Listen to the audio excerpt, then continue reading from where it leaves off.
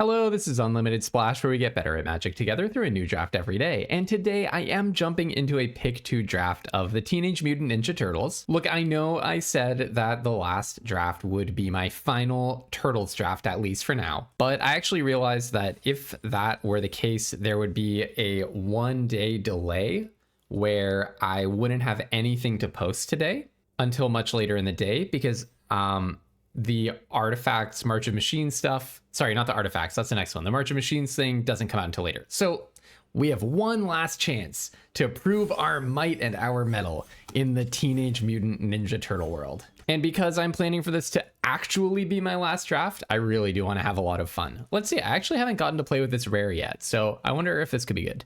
When it enters, each player makes a food token. That's terrible. When an artifact an opponent controls is put into a graveyard from the battlefield, draw a card. Okay. So it's very slowly draws you a card while gaining your opponent life. When one or more of your opponents are attacked, up to one target attacking creature gets +X/+X, where X is the number of cards in your hand. Well, it doesn't sound very good at all, but I kind of want to try it. Is that so wrong? It's my last draft. I kind of want to try it. I absolutely love Koya, so I'm very inclined to take that over, going for 2 green cards and taking the Primordial Pachyderm. Well, I mean, I don't think this is good. I haven't looked at the stats or played this or had it played against me, so this is just raw card evaluation. Usually a Saga requires that you have a good enters effect, and this has to get leveled all the way up to 5 to do any work. But I like playing with new cards that I haven't played with before, so let's try it out. Okay, so now we're looking for direction. I'm not intending to play Party Dude and Koya in the same deck. So the question is which deck I actually play. Is it going to be a white-based deck or a green-based deck? As I always say in pick 2, you really do need to find your lane as quickly as possible. So Pizza Face is an absolute bomb. That's huge direction. I'm going to go for the Pizza Face. I could take an escape tunnel, and maybe I'm going a splashy direction. Northampton Farm, I saw that it potentially has okay stats when I was thinking of running it in an Arena Direct run.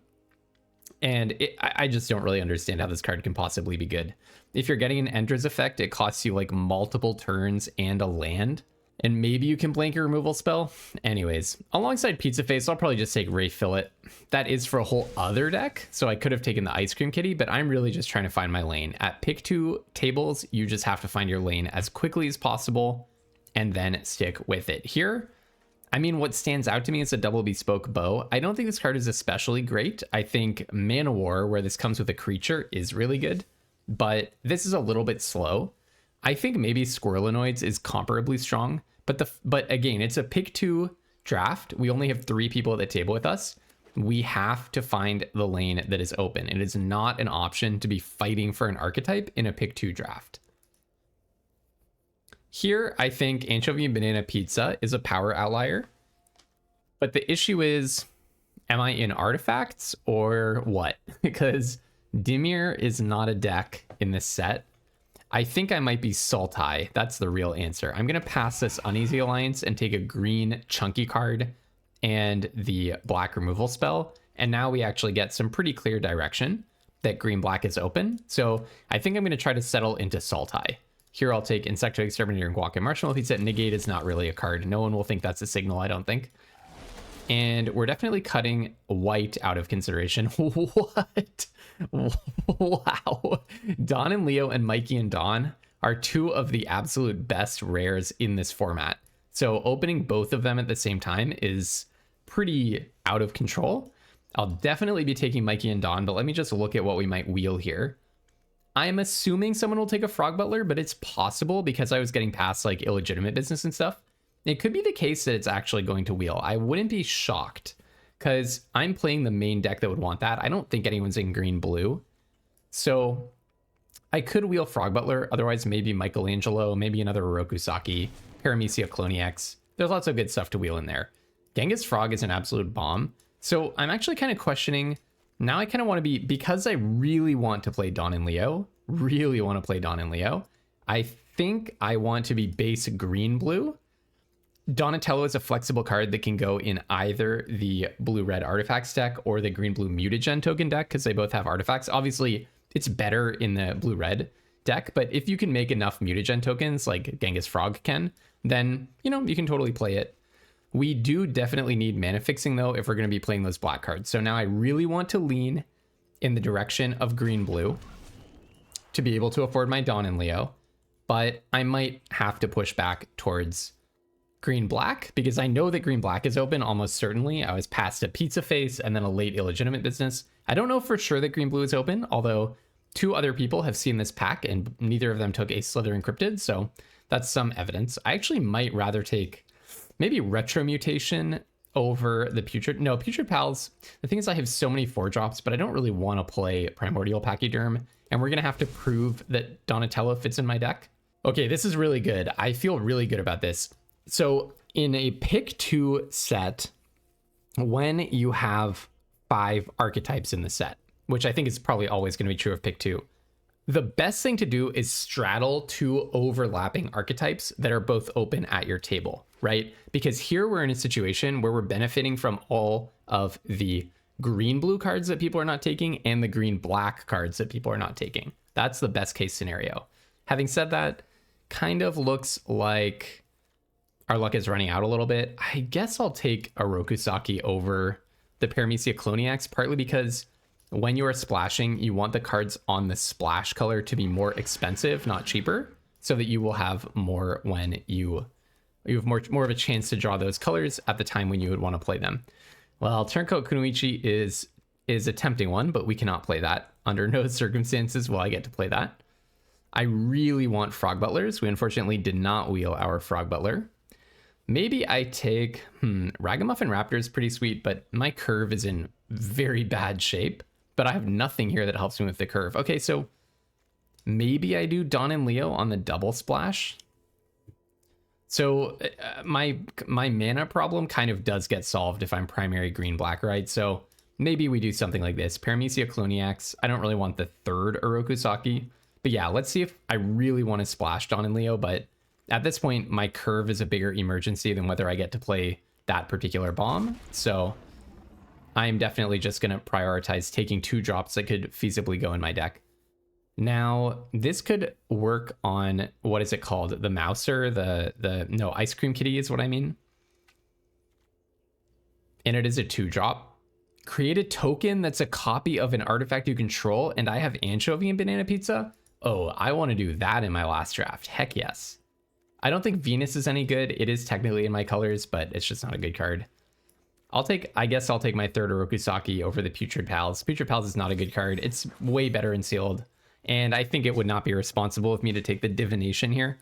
Okay, people definitely sort of switched around on us, right? These are not the colors that were open earlier, Dimensional Exile and Uneasy Alliance, but that definitely happens. Sometimes you sit down at a draft table with some fickle people. And the ground shifts beneath your very feet. Okay, I'm gonna take Slither Encrypted and Death in the Family, very happy to see. So basically, unfortunately, I don't think I got there on Dawn and Leo. I'll take Donatello's Technique and Saved by the Shell. I'm pretty happy with that. But yeah, we didn't get any of the splashing stuff. It really feels like somebody just opened a everything pizza. So basically, I'll make some cuts based on what my mana can support in the end. So this Putrid Pals may actually end up, well, I don't want that many 4-drops. Probably I'm not playing Donatello. Definitely playing Mikey and Don. I think maybe if I play like 3 lands, well, I'm not playing Donatello's Technique or the Bespoke Bow. Yeah, I probably just don't get to splash Dawn and Leo. I'm probably just a straight up green-black deck, which is perfectly fine. Unfortunately, I didn't see like Tainted Treats or anything like that, but let's see how far we want to go. Yeah, unfortunately, I just don't think I'm supposed to play any of the blue cards. Kind of sucks. Would have loved to play Dawn and Leo. I don't really have that many amazing synergies with it, though, anyways. I also would have liked another good artifact for Chrome Dome. Like, I can't even copy Pizza Face. I can't copy my Bespoke Bows if I'm not playing them. So, not sure if that one's even really good enough. I guess I can copy my foods from my party dude. You know, I'm going to go for it. A 1-3 for 2 is not a good stat line, but, you know, it's my last draft. It's my last draft. As we jump into our first game, I do want to shout out this subscriber counter that you see at the top of the screen. As I'm recording this, we are sitting 14 potential subscribers away from our 100 subscriber goal. The moment that we hit 100 subs, I'm actually going to unlock a Discord channel where it will be totally free to join and everyone can talk about whatever you're wondering about draft. It's especially going to be useful when we have events like the Arena Direct that we just had on the weekend, where you can post your Arena Direct pool and discuss with other limited enthusiasts and improvers what the best direction is to go in with that pool.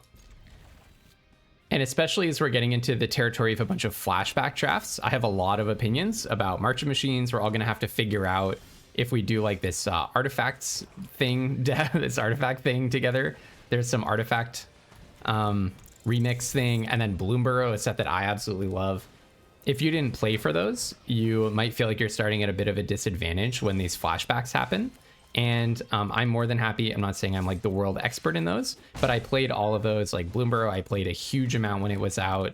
March of Machines, I played a huge amount as well. Back in that time, I went to basically every Friday Night Magic. And so I have tons of opinions about this. I'm sure many people who follow this channel and who will be in that Discord do have all sorts of opinions. I'm gonna sneak in my Oroku Saki to try to hit my 4th land drop here. And so I strongly recommend, if that sounds cool to you, going ahead and clicking subscribe. There's a link at the top of the description. You can just expand the description. Ugh, missing our land drop. Well, I am going to pop this onto the Oroku Saki so that I can attack through buzz spots next turn. Painful to miss a land drop. Oh, into Mighty Mutanimals. You're absolutely kidding me. I mean, what do I do?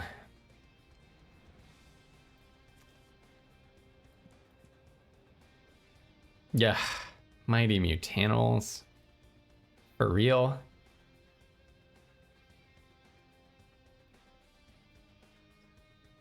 Okay, I think I just exile the buzzbots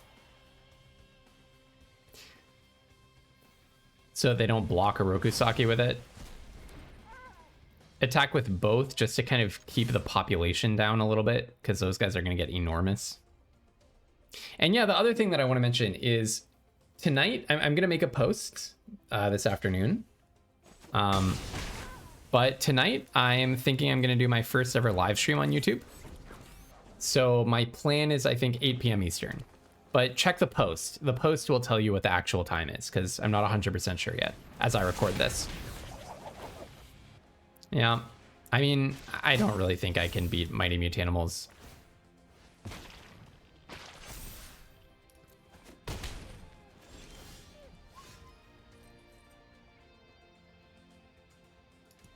I can't attack through that. Well, that's a shame, because this was such a good game until they went ahead and played the card of the format. Well, you know, I mean, this is nice and illustrative for my last draft, isn't it? This is nice and illustrative for my last draft, because this is definitely what Teenage Mutant Ninja Turtles was like. Your opponent plays Mighty Mutanimals, you feel like you're winning in every other possible way, and then you just can't win. I even had a removal spell, but it just couldn't hit the Mutanimals. That can go to the bottom. Let's go on to the next game. I choose to have better memories of this set than to taint them by continuing to look at a Mighty Mutanimals. On to the next one. All right. It's a fine hand. It's a fine hand. Basically, you're trying to go Zoo Escapees, or yeah, it's going to be Zoo Escapees. Then I'm going to try to rip it off the battlefield with a Oroku Saki, making a mutagen and also drawing a card, and then play Mikey and Dawn. That would be ideal. We'll see if it happens though. Slither Encrypted. I don't want to Saved by the Shell. I want to play Mikey and Dawn turn 5 with a Saved by the Shell up. That's really what I want to do. Although I don't actually have enough green to do that at present. So we'll see. We'll see.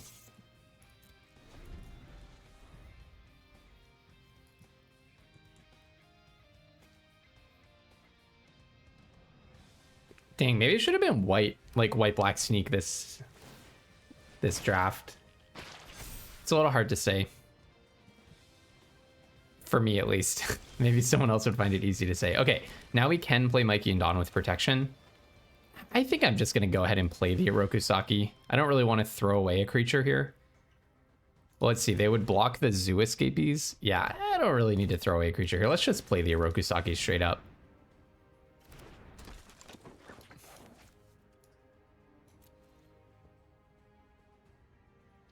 You're going to kill Orokusaki? Sure. Sure. You do that. You can go ahead and do that, honestly. Okay, not a good card, by the way. Oh, wait, what? Whoa, because I was moused over, I didn't see that they attacked with that. But that's okay. I mean, they would have just killed one of my creatures. I just didn't even notice that they were attacking, literally. Okay. Well, this is rough stuff for me, but...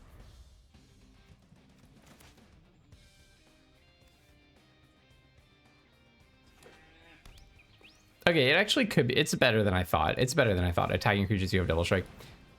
I actually slightly misread it when I said it's not a good card. Or... Yeah. Okay, that's fine. Okay. In comes that guy. So what would they have to have for me to get punished for blocking with Mikey and Dawn? Guac and Marshmallow Pizza wouldn't do it, because the thing would get indestructible. They can't play a Manhole Missile and pay the ward cost. Okay. So it looks like I just block there, and maybe I just chump here, honestly. I'm about to play Zoo Escapees, probably, so... Yeah. Seems fine.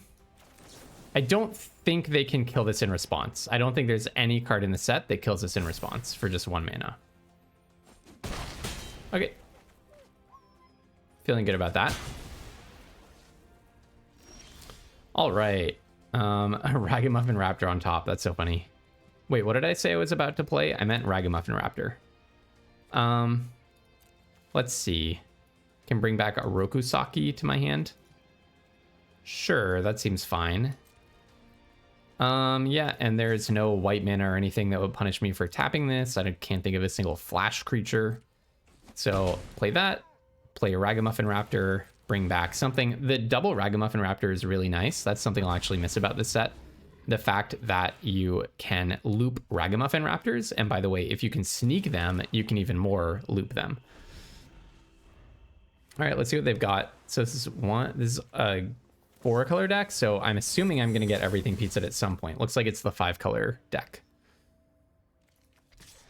4-color deck with the double red for this guy is pretty bold. But man, they managed to play it, so. All right, can go ahead and play this off the top, even though it does nothing for me, but I will do it, because if you can save yourself a draw, and also, why is this not a special swamp?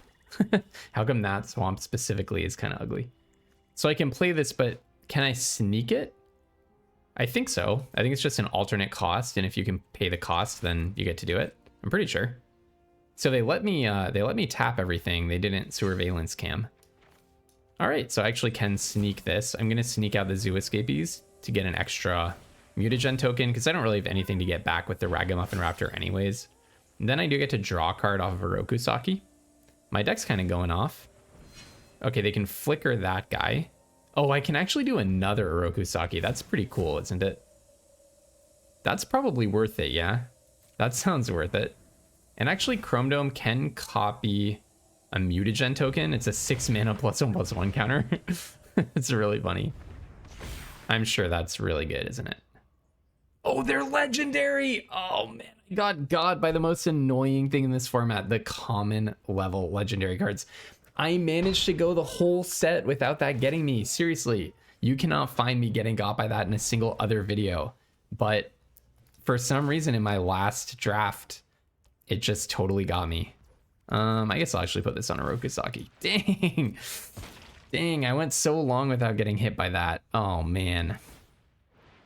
Yeah, so if they were going to do this, they probably should have tapped one of my other creatures. Oh, unless... Whoa. Oh, they're going to, like, go aggro on me. Omni Cheese. Okay.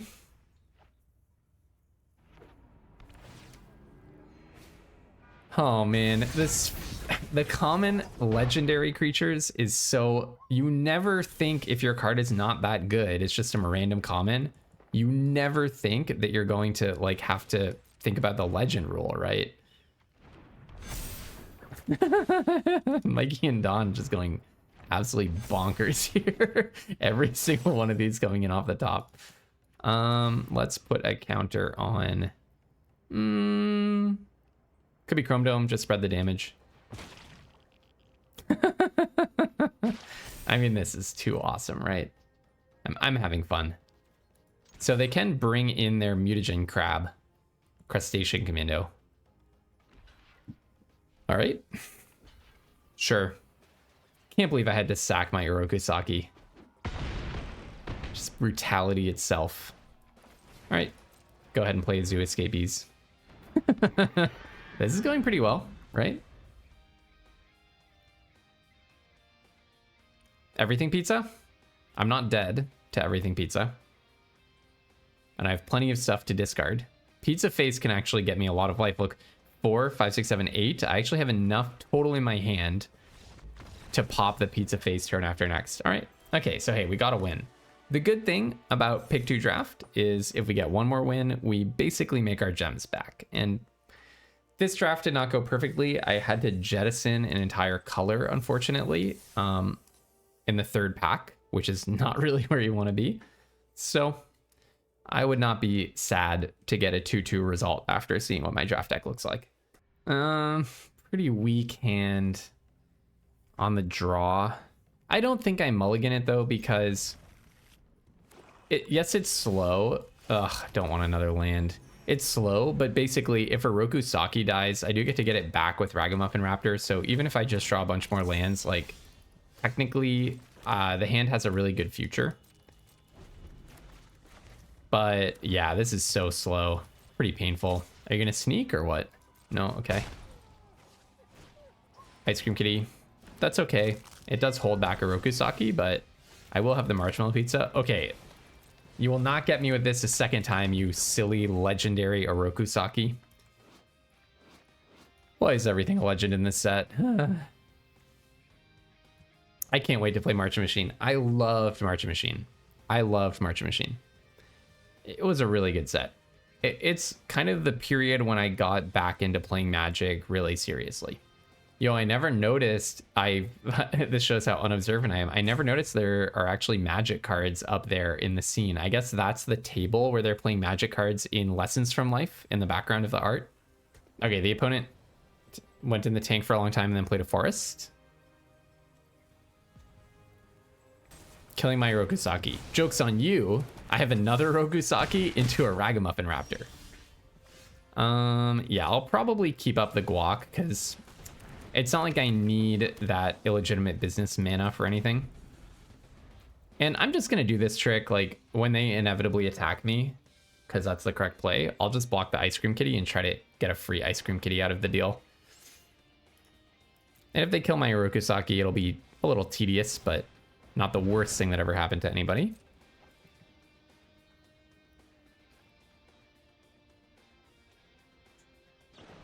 Tenderize. Perfection. Down comes the guac. Saves my guy. Now I cannot block. For 1 black, I don't think you have anything else. Yeah. Oh, they could have attacked. They could have at least attacked with Tunnel Rats or Ice Cream Kitty. But okay. Play the Ragamuffin Raptor and I'll get back in Urokusaki.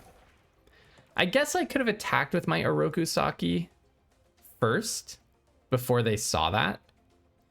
But I'm going to say no attacks because I think you may cast this if you also return. Is that a cost? Can you sneak out an Urokusaki to put an Urokusaki in? I don't see why you would ever do that. Yeah. I don't know.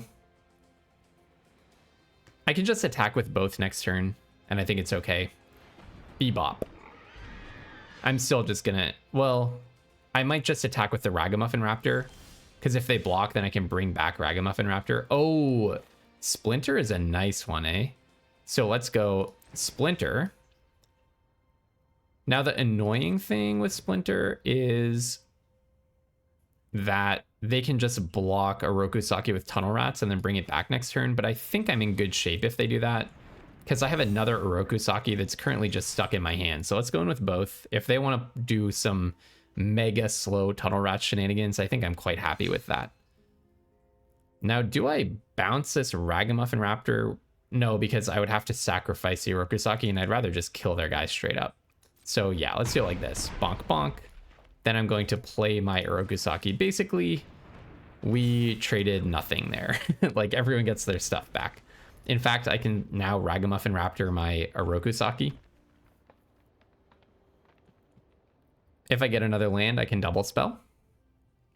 Could be worse. Oh, they're doing something in the graveyard, their own Ragamuffin Raptor? Yeah, okay, fine. Bringing back Tunnel Rats and casting it the fast way, not the slow way. Okay, sure. Okay. Well, this game's getting a little bit slow. Kind of want to just do the exact same attack. Again, if they're like bringing back Tunnel Rats and stuff, I think I'm happy. I guess I could also just attack with Ragamuffin Raptor. Maybe that's better. Maybe that's better. Let's just go in with the Ragamuffin Raptor. No need to like throw away material. And at that point, it actually is throwing away material. All right. Goodbye to your Ragamuffin Raptor and to my Ragamuffin Raptor. Now I'll probably play a Primordial Pachyderm and Tunnel Rats. And then I am going to bring back my Ragamuffin Raptor next turn. I wonder if they can also bring back their Ragamuffin Raptor. That might kind of explain the block a little bit. All right, what have you got for me? Nothing, I see. Okay, so now I'm just going to attack with the Pachyderm. Still pushing damage. I'm still the beatdown, definitely. This Tunnel Rats is a little annoying. A little annoying. So they've got to be doing something, right? Because if they weren't doing anything, they could have sacked their Tunnel Rats to the Ice Cream Kitty and then brought it back at end of turn to get value. Oh, no, I guess it's holding back a Rokusaki, so that's not really value. But you know it is value, bringing back a Ragamuffin Raptor with your Ragamuffin Raptor. I'll just go ahead and play that. I suppose I keep the Guac and Marshmallow Pizza because I have that really bad random 2-drop in my deck. The artifact that copies artifacts. Okay, now they're going to do this thing. So then that makes me think they have a 2-drop, or maybe they just think it's time that they really have to draw something to hold my stuff back. Yeah, I'm pretty done with this format. I'm ready. I'm ready for something else. Okay. Just go in with the team holding back Splinter, right? That sounds about right. Oh, you know what? No, I didn't screw up. I didn't screw up. I was going to say I should have brought back the Orokusaki so that I could sneak it in, but this Orokusaki is going to have to last until damage, so that wouldn't have worked. Okay. I'll just play Ragamuffin Raptor. This is not legendary. And bring back a Orokusaki, probably. I mean, I don't hate the Primordial Pachyderm, but if I bring back a Orokusaki and they ever don't block a Raptor, then I can sneak the Raptor out and recast it. And so with that in mind, I am going to play my last land because there's no target player discards 1 card in the set. Only target player discards 2 cards, so there's no advantage to holding 1 extra card in your hand in TMNT.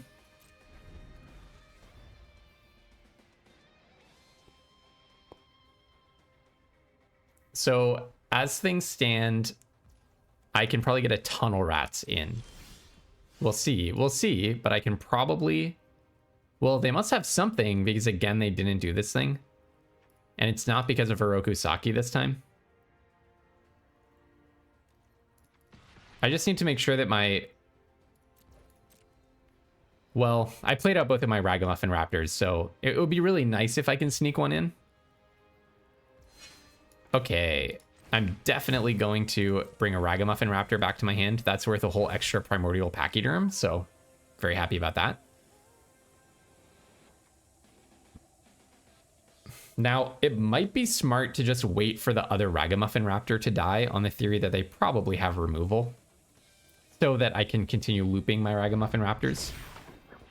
And I'm already so far ahead. I don't think I need to play out the second Ragamuffin Raptor. Yeah, I'm going to hold it. And if it's a land, I'll hold that.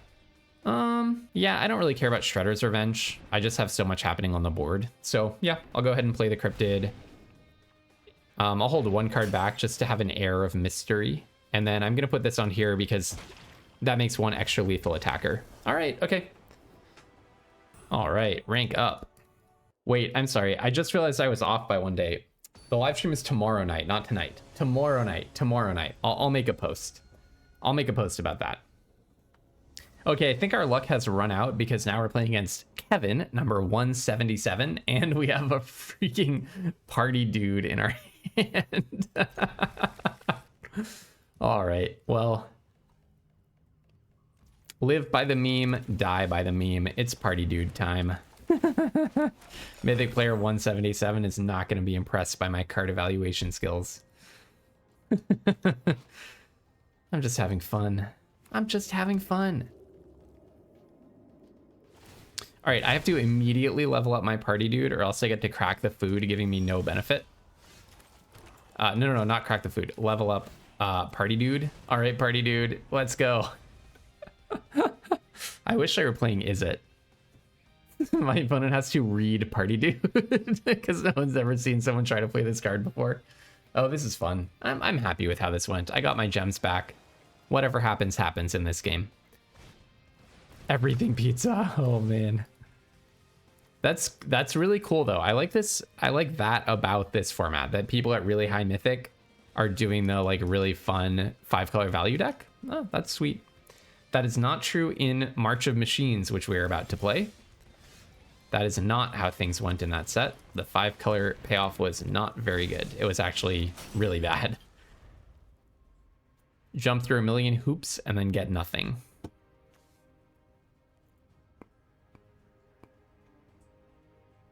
So the issue with this card is like I don't really have ways of generating card advantage. So I have to sink 1, 3, 8 mana into it. Oh, you know what's cool? When you sack your everything pizza, I draw a card. That's really cool. And I draw it before I discard because this goes on the stack when this hits the graveyard. After it's sacrificed. That's a cool thing. Who knew that Party Dude counters everything pizza? All right, they played Forest into Mutagen Man. Whoa.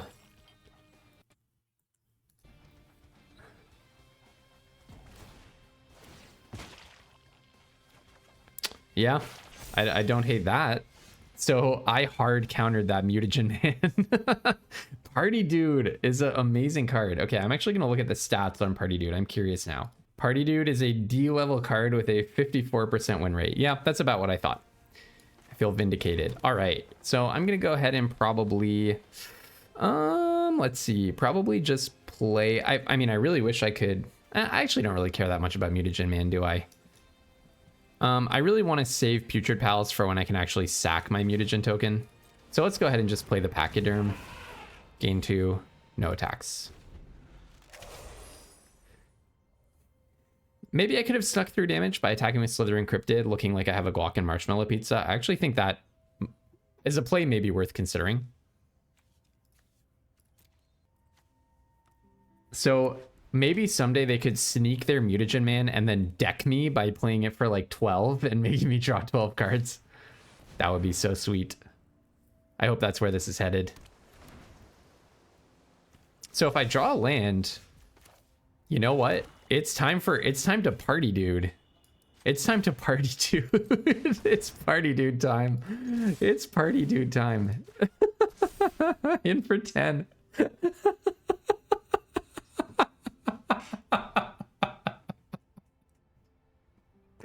Oh man, I'm Party Duding against a top 200 player.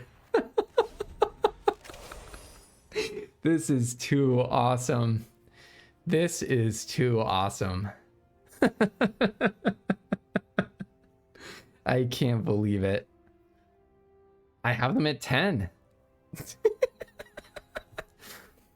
And the Pachyderm has Trample as well. Yeah, so I think this might be the table that's at the top there. If you're a Teenage Mutant Ninja Turtle fan, that was probably the most obvious thing ever. Like, this is the Turtles hangout space or something. And so obviously that's where they would play Magic. One thing does bother me about the Lessons for Life card game, no disrespect to the artist, it's just, it doesn't really make sense. Look closely at the cards in that art. Lessons for Life, from Life, look closely at the cards. They don't really make sense. So if the opponent's out is blockers, oh, Dawn and Leo. Oh, Dawn and Leo, wow. Flickering Everything Pizza, getting a basic, flickering Mutagen Man for no value. Yeah, that's actually not an out, is it? And they have a food. They don't get to play their land. 1, 2, 3, 4, 5. So they need another 2 colors. They probably have one of the colors. So my guess is they're going to pop Everything Pizza next turn. So what I'm going to do is I'm going to Anchovy and Banana Pizza. Dawn and Leo. And put a counter on the Pachyderm. Ugh, this is painful. I can almost make the Pachyderm a must block. Well, I think it's crystal clear that I do this. I don't really want them to keep their Dawn and Leo forever. 1, 2, 3, 4, 5, 6, 7. So they very likely do get to Everything Pizza next turn. So I'm going to shoot that guy.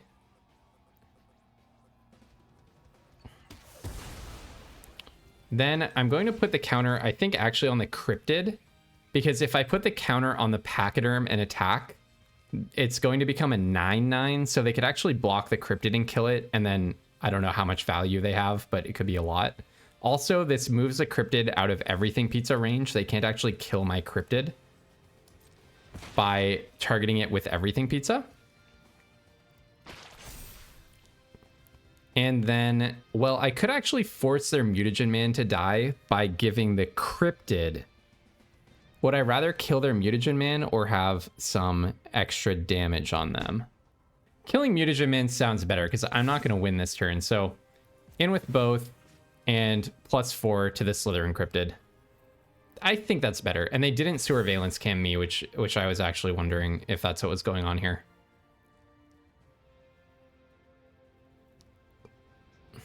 I assume they block Slytherin Cryptid, right? There's no reason to block the Pachyderm? There's no reason to block the Pachyderm. They can't just take, so they have to chump. All right.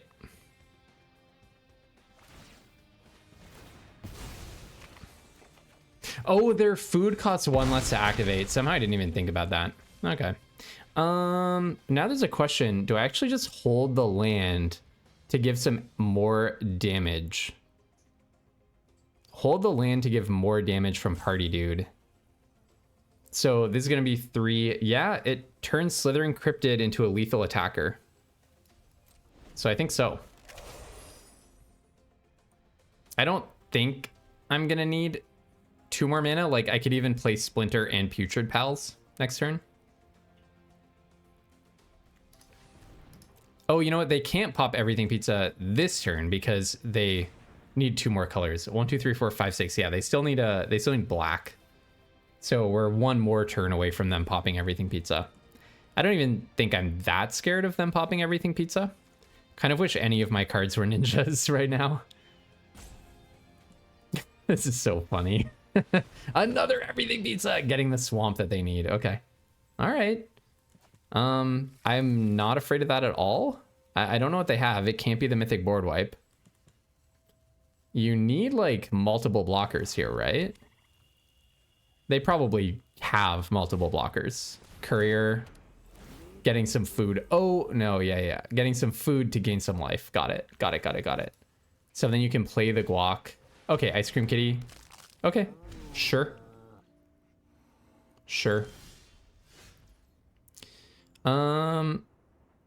Okay, so if I play the Slytherin Cryptid, it's worth 1 damage. If I don't play the Slytherin Cryptid, it's worth 1 damage. So I think what I do is I just attack with the Pachyderm and give it +6. I mean, I'm attacking with both creatures. Do I attack with both creatures? They could kill my Cryptid if I do that. So maybe I do play the Cryptid and put the counter on the other cryptid. Because then if they double block and guac, they can't kill it. I hate that I said that, all that stuff. Okay, I'm going to go ahead and play the cryptid. Wow, Party Dude is a really nicely designed card. It's creating this really interesting gameplay situation where I'm trying to figure out if an extra damage is more impactful or having an extra card in hand is more impactful. Yeah, I'll put it on this guy. Now, do I play Splinter or do I want to just keep the lands in my hand? Right? It's that kind of thinking. Is Splinter worth an extra like 2 damage in the long run? I think no. I think I'm just going to keep it in my hand, honestly. Okay. So they're going to take... Well, are they going to guac to save themselves a little bit more HP? Guac it up. Not even to save HP. Wait, what was that? Oh, to save their ice cream kitty from extinction. Let's see. So they're going to gain 3, going to 5 or whatever. 1, 2, 3, 4, 5, 6. So let's see what actually happens if they pop the everything pizza. Then they would destroy the Slytherin cryptid, go to 5, and put 3 counters on their ice cream kitty. And then if I attack with everything, they straight up die, right? So I think I'm going to play out Splinter. Because it has Menace, and I can give it +3. They might just have to kill Splinter. I don't think they can pop everything pizza here. Also, if they do, I get an extra card in my hand. Party Dude is a freaking hard counter to everything pizza. Kevin, I hope I'm not screwing up your arena limited qualifier qualification by party duding you and knocking you out of the top 250. So I'm sorry if that happens. It was a joke. Like, it was all in good fun. I thought it was funny to play Party Dude. I didn't realize it was serious business, but it is. So the guac gains them 3, but Splinter, if I hold a 4th card in my hand, is 5 damage. And I get to draw a card when they crack the guac. They have to do it after the attack trigger, or else it's worth an extra damage. That card. Thanks to Party Dude, the ultimate card of all time. Pizza Face. Their whole deck is about putting artifacts in the graveyard. Party Dude, turn 1. Was the ultimate nerf. Okay, they gain some HP. Death in the family. That's so funny. Oh, you're a freaking gamer. You are an actual straight up gamer. I can't believe you had a Party Dude this whole time. I can't believe you had your very own Party Dude. Okay.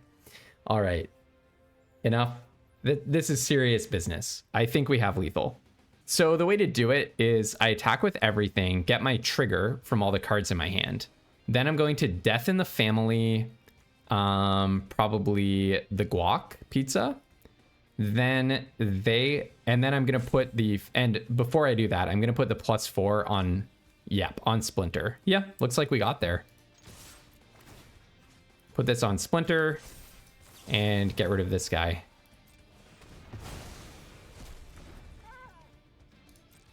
Looks like we got there.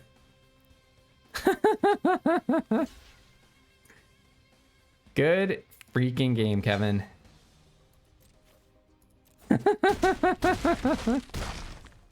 You, Kevin, are my fellow Party Dude. I can't believe I Party Duded out Mythic Player 177, who countered me with their very own Party Dude. Wow, that was quite... This has been quite a final draft of this format.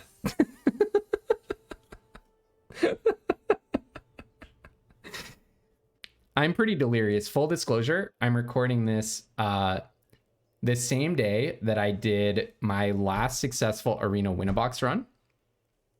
And also, in the middle of that Winabox run, I went to my friend's house and drafted Vintage Cube. So I am all magicked out.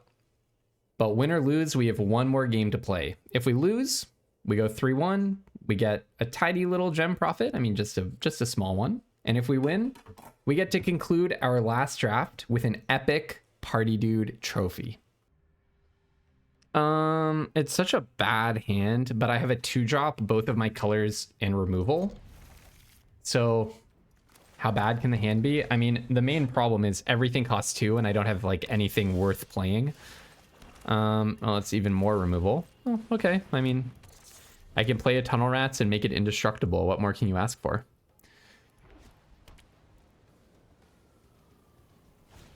All right. Wow. I'm speechless. Let's just play the swamp so that I don't do my classic shenanigans and forget that I didn't play my second black and find myself unable to play the anchovy and banana pizza. Koya. Look, I've seen the stuff that Koya can do. I guess I will do this with, well, it's one other target creature, so you don't want to exile my rat. That makes me sad. Okay, I'll go ahead and play Primordial Pachyderm. Yeah. I don't really know why this is on my rat, but I guess they're weak to rats. They have some 2 toughness stuff going on. No, make your move. Yeah. Well, okay.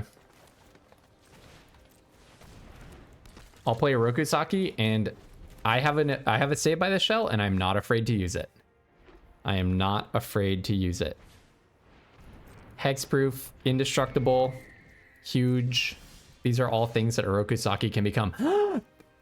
Okay, we're gonna live the dream. We are going to live the dream. I am going to play an anchovy and banana pizza, killing that high flying ace. And now I'm going to try to do my absolute dream of copying anchovy and banana pizza with Chrome Dome. This whole day is just like a fever dream of ridiculous, unbelievable magic. Dare I play this out when they could remove it? I think I want to save by the shell. I want to do this. Even if it costs me the game because I'm giving up tempo or whatever, I just want to do this. Copy an artifact you control. I would get a hasty anchovy and banana pizza. So I might have gotten punished here for not having my Chrome Dome up and ready for this, but I think it was worth it.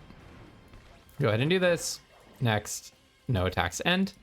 So if they try to kill Chrome Dome, I saved by the shell it, and then I'm going to copy my anchovy and banana pizza and kill their foot ninjas. If you attack, I just take it. I don't think they have a lot of gas right now. They haven't played any removal. They haven't played any other creatures. Kind of feels like they're just flooded, or they have like an Armagon in their hand or something. That's definitely the possibility. All right, maybe technically I'm supposed to play Pizza Face here, but I just really want to do this. Oh man, this is so awesome. This is so awesome. Pain 101. Oh, okay, you got me. I can't believe it. Actually copying anchovy and banana pizzas. That's so cool. That's so cool. This set's kind of cool. It doesn't even have to tap to do it. And okay, I'm not gonna. Oh, I could actually sack the anchovy and banana pizza. It does have haste after all. Yeah, I'm not gonna sack it though because I want, or play Splinter because I really want to save by the shell. This is so freaking cool. Chrome Dome plus anchovy and banana pizza. It's just so cool. Nope, nope, nope. No, no, no, no, no, no, no, no, no, no, no. Don't think you can do that to me. Don't think you can do that to me. Don't get these ideas that you can do that kind of thing to me, okay? Oh, this is too awesome. This was a very worthy last draft. When I saw my deck and went 0-1, I didn't think it would happen for me. But this is just too good, right? This is just too freaking good. Okay. Yeah, I might as well go in with both. Like, there is a destroy target tap creature in white, but they can afford the full cost, so go ahead and play this, and then away goes my just repeatable destroy target creature. Just no, they did have it, but they could have played it anyways. Well, okay, our murder on an Isochron Scepter was pretty good. It was pretty good while it lasted. It was a little good. Yes, it's my guy, freaking party dude. Let's go. Let's go, party dude. Okay, gonna go ahead and play this, and then I will level this up. And then, I don't know why I did it in this order, but then I'll attack. Maybe I should have kept back the Splinter in case they have some kind of sneak. Hopefully they're not gonna play Land Armagon. Okay, that's kind of close. It's so funny. Oh, I miss you, Chrome Dome. Can I get a Ragamuffin Raptor and start, or whatever it's called? Do you have another make your move? Your own Chrome Dome. Why is everyone playing my own awesome tech against me? So make your move can kill Party Dude, right?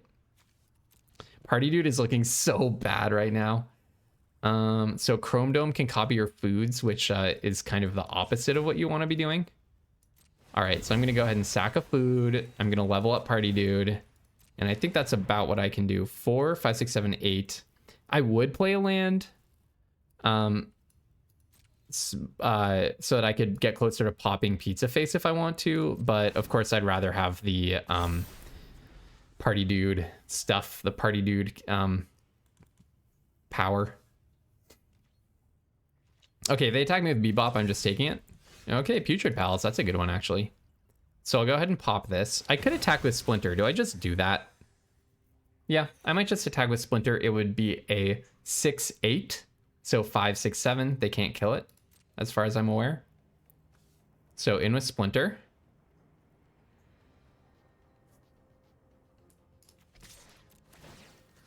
Give it +2. My deck is so awesome. I love it. I can't believe I got to Chrome Dome copying a bunch of anchovy and banana pizzas. This set is pretty good. It's just so silly. It's just so silly. Period. All right. And then end of turn, I'll put the counters on. Probably Putrid Pals. Because, like, I think a 4-6 Menace is better than a 5-5 anyways. 4-6 Menace compared to an 8-8. 8-8 Death Touch. Yeah, it's comparable. Putrid Palace is a lethal attacker now as well. If I just draw a card and hold that card in my hand. That matters. Sure. Sure. This seems fine. What could they have? I mean, honestly, my inclination is to just do nothing. My inclination when someone makes an attack like this is just take it when I'm at 26 and all my stuff, a bunch of my cards are lethal. The issue is sneak. I'm thinking Armagon, Turncoat Kunoichi could like exile something. Well, if you're gonna sneak something, I want you to sneak the Bebop. Do they have what if something dies it comes back? But it comes back tapped. It doesn't really make sense. Hard to imagine what this is. All your attackers get double strike or something? I'm at 26. I don't care. They don't have all their attackers get double strike as a sneak. That costs double red. Dark and Leo. I didn't think about that. Your ninjas have death touch. Okay, so you get to kill my that's also a ninja. No, didn't think about that. No, I didn't think about the mythic that I haven't seen since like day 1 of the set. Okay. So I made exactly the worst possible block, pretty much. Just exactly the worst possible block. Classic me. Classic me. Okay. Paramecia, you know what that means. Paramecia can bring back Chrome Dome and start looping damage. Okay. You gain a life. That actually matters. Start looping pizzas, I mean. Okay, so first we attack. This is too awesome. This is too awesome. Yeah, should have thought about Dark and Leo. I did get that played against me a lot during the era when packs were like full of mythics. If I'm you, okay, it does have Menace. You would have to double lock. I'm probably blocking, so I don't mind that they didn't. And then I'm just gonna go ahead and cast Oroku Saki and cast the Cloniax. And I will be so eagerly blocking with Coloniacs. 1, 2, 3, 4, 5. So I can go 1, 2, and then 5. Yeah. Yep. Yep. Yep. So if they kill Coloniacs this turn, I get to put Chrome Dome on top of my deck and then immediately play it and copy my anchovy and banana pizza. So that's pretty good. Attacking ninjas you control have death touch. And it's if it deals combat damage to a player that you get to make a 1/1. And yeah, you can eventually make me lose half my life, but you have to hit me a bunch of times for that to happen. They also have a food, so they're actually not at 4, they're at 7. I guess I didn't think about that before when they were at 10, and I was talking about lethal. Okay, well, snap block with the card I want to die.